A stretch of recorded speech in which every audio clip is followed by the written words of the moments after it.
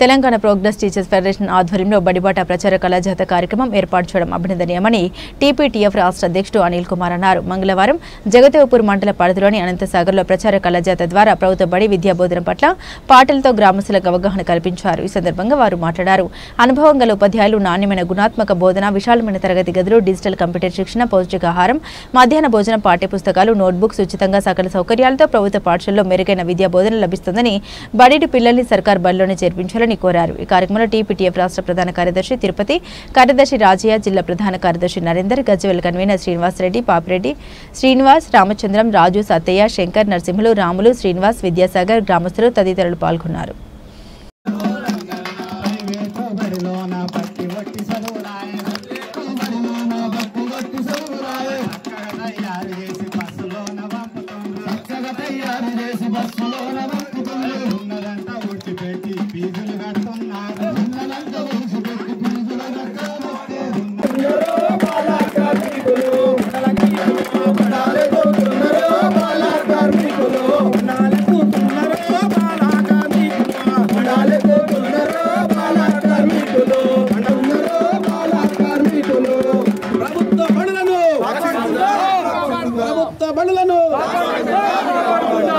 ఉచిత విద్య పొందడం ప్రజలందరి హక్కు. ఉచిత విద్య పొందడం ప్రజలందరి హక్కు. ఉచిత విద్య పొందడం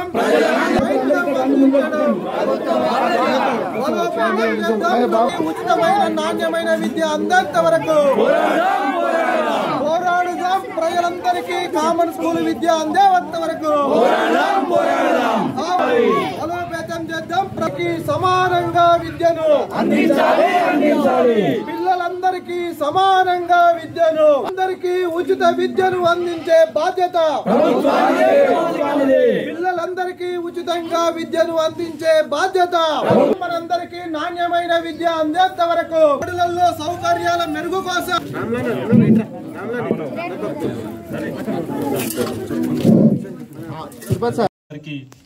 నమస్కారాలు. ముఖ్యంగా తెలంగాణ ప్రోగ్రెసివ్ టీచర్ ఫెడరేషన్ ఇదొక ఉపాధ్యాయ సంఘం అమ్మ. ఈ అందరం కూడా మేము ప్రభుత్వ టీచర్లము. ఇవాళ ప్రభుత్వ బడులను కాపాడుకోవాలి, ప్రభుత్వ బడులలో విద్యార్థుల సంఖ్య పెంచుకోవాలనేటువంటి ఉద్దేశం కొద్దీ ఇవాళ టీపీటీఎఫ్ గజ్వేల్ జోన్ ఆధ్వర్యంలో మీ ఊరికి రావడం జరిగింది. ఇవాళ ఈ గ్రామంలో ఉన్నటువంటి విద్యార్థులందరూ కూడా మన ప్రభుత్వ పాఠశాలలో చదువుకొని ఉన్నత విద్యావంతులు కావాలనేటువంటి లక్ష్యంతో ఈ సంఖ్యను పెంచుకోవడానికి మనవంతు సహకారంగా మన పిల్లలందరినీ కూడా ప్రభుత్వ పాఠశాలలో చేర్పించడం, ఇలా ప్రభుత్వ బడులలో ఉన్నటువంటి సౌకర్యాలను మెరుగు కోసం మరియు పిల్లల యొక్క నాణ్యమైన విద్య కోసం ఇలా టీపీటీఎఫ్గా మేము ఈ ప్రోగ్రాం తీసుకోవడం జరిగింది.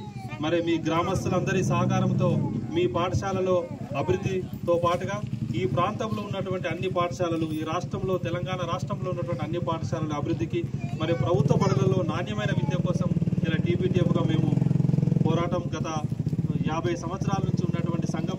ఈ సంఘ పక్షాన ఒక ప్రజాస్వామిక వాతావరణంలో మరి ప్రజలకు ఒక నాణ్యమైన విద్య అందాలన్నటువంటి ఉద్దేశం కొద్దీ ఈ కార్యక్రమం చేపట్టడం జరిగింది.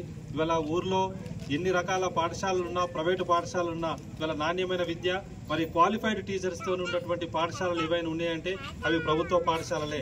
ఇవాళ ప్రభుత్వ పాఠశాలలో ఇంగ్లీష్ మీడియం ఉంది, మీకు నాణ్యమైనటువంటి భోజన సదుపాయం ఉంది.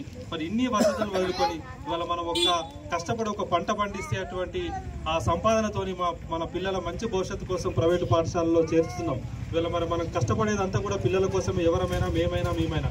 మరి ఆ పిల్లలకు మనకు ఉచితంగా నాణ్యమైన విద్య దొరికినప్పుడు ఇవాళ మనకు అందుబాటులో ఉన్నటువంటి పాఠశాలల్లో పిల్లల్ని చేర్పించకుండా దూర ప్రాంతాల్లో ప్రైవేటు పాఠశాలలో చేర్పించడం వల్ల మనకు దొరికేటువంటి విద్యను ఎందుకు దూరం చేసుకోవడం?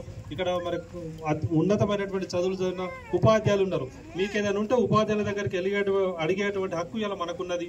తప్పకుండా ఉపాధ్యాయులు చెప్పడానికే ఈ ప్రాంతంలో పాఠశాలలో పనిచేస్తున్నారు కాబట్టి మీ హక్కును మీరు కోల్పోకుండా ఇవాళ ఒక నాణ్యమైన విద్య కోసం ఇవాళ టీపీటీఎఫ్గా ఒక కామన్ స్కూల్ విద్యా విధానం కోసం, శాస్త్రీయ విద్యా విధానం కోసం మేము గత అనేక సంవత్సరాల నుంచి పోరాడుతున్నాం.